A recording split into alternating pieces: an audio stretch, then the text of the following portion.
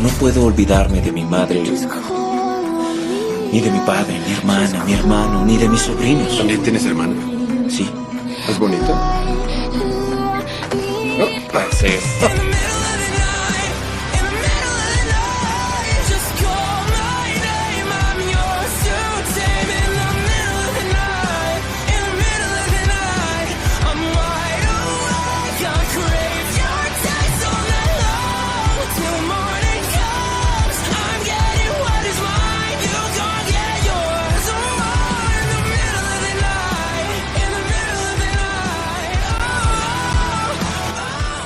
Y que ni se te ocurra aproximarte a ella.